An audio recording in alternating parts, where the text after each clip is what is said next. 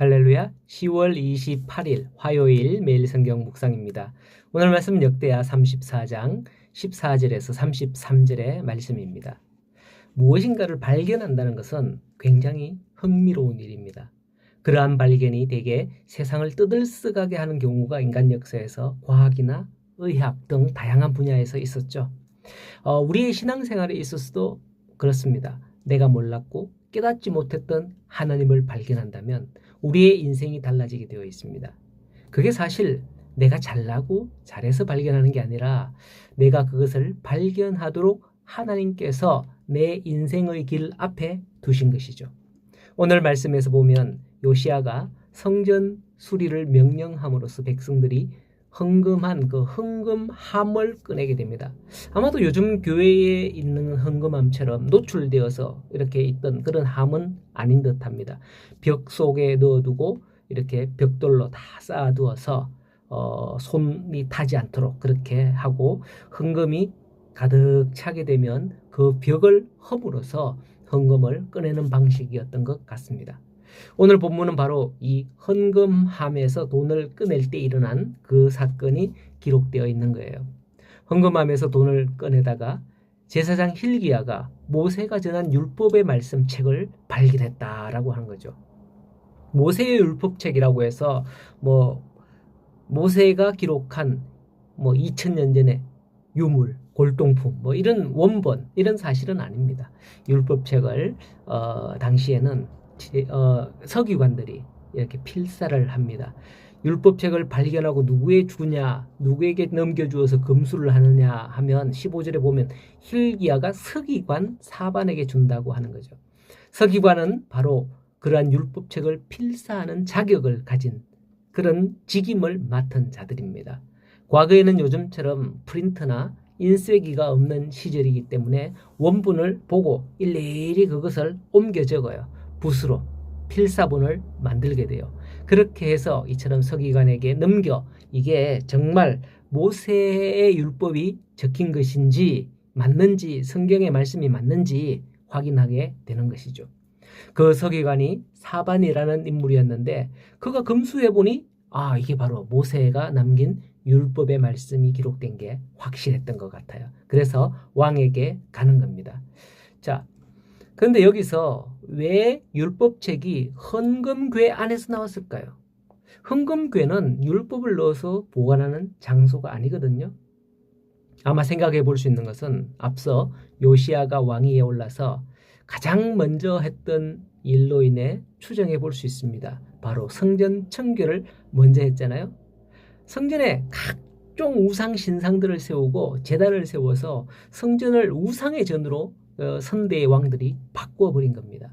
그러니 제사장들이 하나님의 말씀을 어떻게든 온전히 간수하려고 또 후대에 전하려고 했던 그런 가운데에 사실상 무리수를 썼다. 그런 게 뭐냐? 오히려 우상을 섬기는 자들에 의해서 말씀이 회방받으며 그 율법의 말씀이 소실되지 않도록 그걸 헌금함에다가 넣었다. 이렇게 생각해 볼 수 있는 거죠. 그래서 그것을 지키기 위해서 율법책을 헌금함 안쪽에 숨기지 않았겠나. 그렇게 생각돼요. 그걸 거기 넣으면서 이런 마음이겠죠.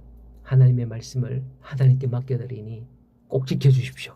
이런 마음 아니었겠나. 그렇게 싶어요. 그렇게 우상이 가득한 우상이 득세한 가운데에 하나님의 말씀은 힘을 잃었지만은 때가 되면 그 숨겨진 말씀이 드러나게 되는 거예요.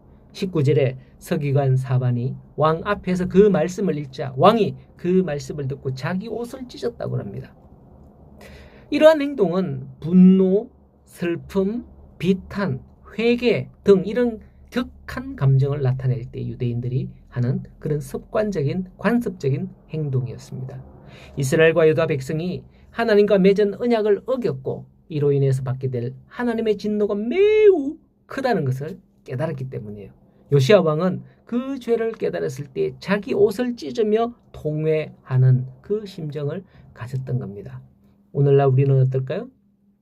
요시야는 므낫세와 아몬으로 이어지는 우상 숭배의 시대를 거치면서 그토록 말씀이 희귀해진 상황에서 신하가 읽어주는 그 율법의 말씀을 조금 듣자. 이토록 옷을 찢으며 회개했거든요. 하지만 오늘날 우리는 말씀의 홍수에 살아가고 있습니다. TV나 라디오, 인터넷을 통해서 휴대폰을 보면 언제 어디서든지 하나님의 말씀을 들을 수 있는 그런 시대죠.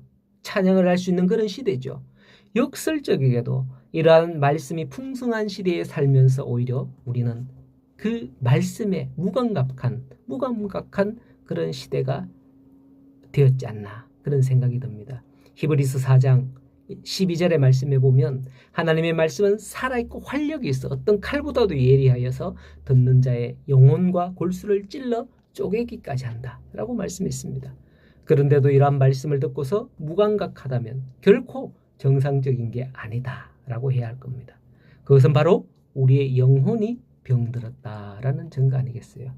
오늘 말씀 본문에 보면 요시야 왕은 그 말씀을 듣고서 이와 같은 반응을 보였을 뿐만 아니라 22절 이하에 보면 여선지자 훌다를 찾아가서 이 말씀의 뜻을 구하는 걸 볼 수 있습니다. 그 내용은 읽어서 이미 알고 있습니다만 이게 뭐냐? 이게 왜 이런 말씀을 했느냐? 그 상황, 그 뜻을 묻는 거죠. 여기서 우리가 생각해 볼 수 있는 것은 내가 받은 말씀을 가지고 하나님의 사람을 찾아갔던 사실이에요.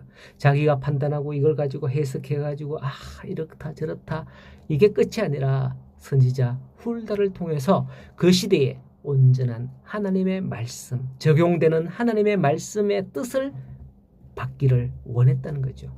그렇습니다. 지금 우리 손에서 들려진 이 성경책, 이 말씀은 사실 2000년 전, 3000년 전에 기록된 말씀이죠.